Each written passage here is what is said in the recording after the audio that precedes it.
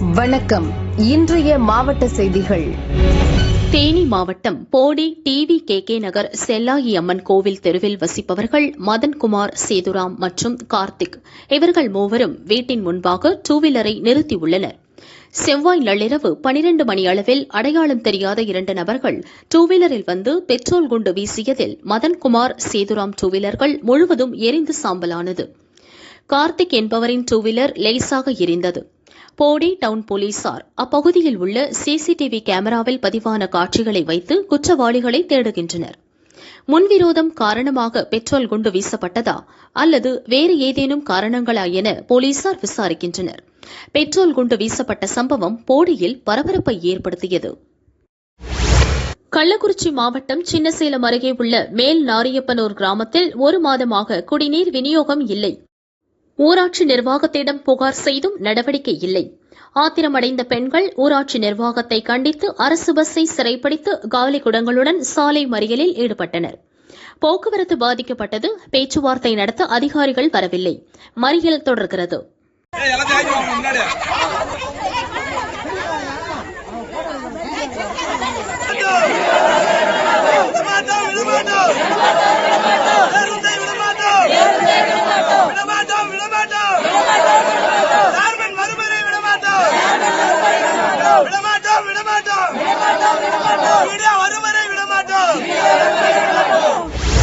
விழுப்புரம் மாவட்டம் உளுந்தூர்பேட்டை அருகே உள்ள கூவாகம் கூத்தாண்டவர் கோவிலில் சித்திரை திருவிழா கடந்த 9ஆம் தேதி கொடியேற்றத்துடன் துவங்கியது.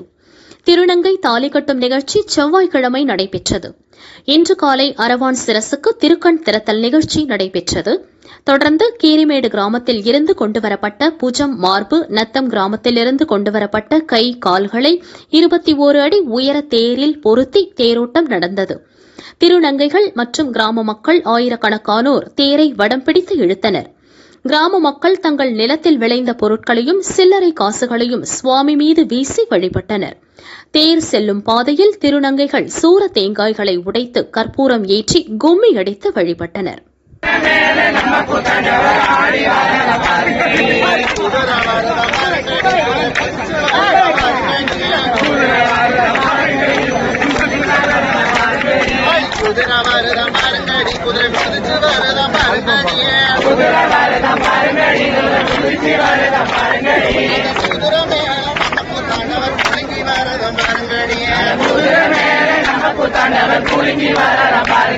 கடலூர் மாவட்டம் குள்ளஞ்சாவடி அடுத்த அம்பலவாணன்பேட்டை கிராமத்தில் ஊராட்சி அலுவலகம் முன்பு அம்பேத்கர் சிலை உள்ளது. செவ்வாய் இரவு மர்ம ஆசாமிகள் 4 பேர் போதையில் அம்பேத்கர் சிலை மீது பெட்ரோல் குண்டு வீசினர். பெட்ரோல் குண்டு ஊராட்சி அலுவலக சுவற்றில் விழுந்து வெடித்தது. மக்கள் கூச்சலிட்டதைத் தொடர்ந்து மர்ம ஆசாமிகள் தப்பி ஓடினர். குள்ளஞ்சாவடி போலீசார் பெட்ரோல் குண்டு வீசிய அம்பலவாணன்பேட்டையைச் சேர்ந்த வெற்றி, கிருஷ்ணகுமார், சதீஷ் மற்றும் விஜயராஜ் ஆகியோரை கைது செய்தனர். போதையில் பெட்ரோல் குண்டு வீசியதாக கூறினர். விசாரணை நடக்கிறது. கேரள மாநிலம் வயநாடு பகுதியில் சமீப காலமாக நக்சல்கள் நடமாட்டம் அதிகரித்துள்ளது.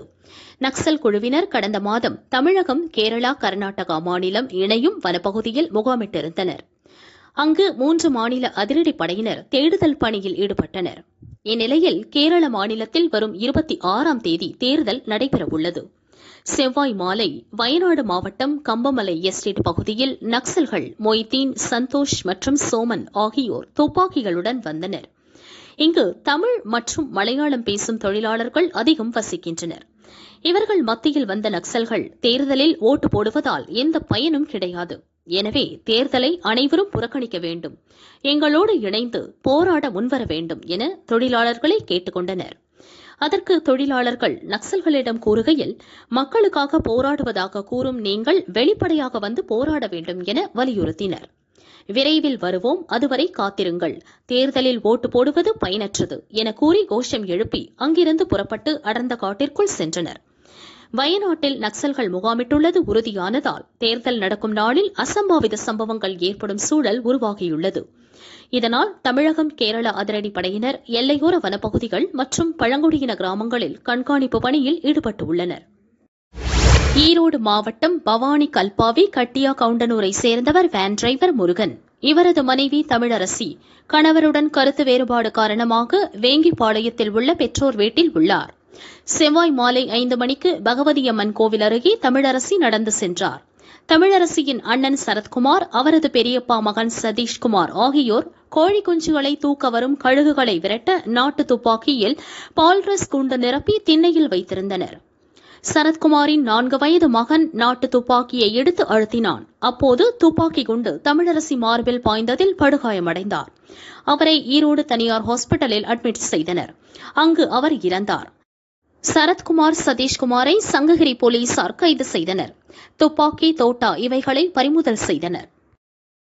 தூத்துக்குடி விமான நிலையத்தில் தமிழ் மாநில காங்கிரஸ் தலைவர் வாசன் செய்தியாளர்களை சந்தித்தார். இந்தியா முழுவதும் தேசிய ஜனநாயக கூட்டணியினுடைய வெற்றி மிக பிரகாசமாக இருக்கிறது என்பதை நான் தெரிவிக்க விரும்புகிறேன். குறிப்பாக இந்தி கூட்டணியை பொறுத்தவரையிலே முரண்பாடினுடைய மொத்த வடிவம், உருவம் என்று நாங்கள் கூறினோம்.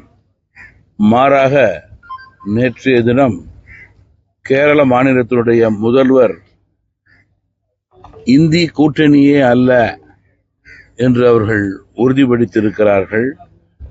அதற்கு காரணம், இது தேர்தலுக்கான ஒரு அமைப்பு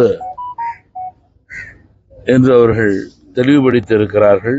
மேலும் தலைமையில்லாத முரண்பாடான கூட்டணி நாட்டினுடைய பாதுகாப்பிற்கும் வளர்ச்சிக்கும் வாக்காளர்களுக்கு ஒருபோதும் நம்பிக்கை அளிக்க முடியாது என்பதை நான் இங்கே குறிப்பிட விரும்புகிறேன்.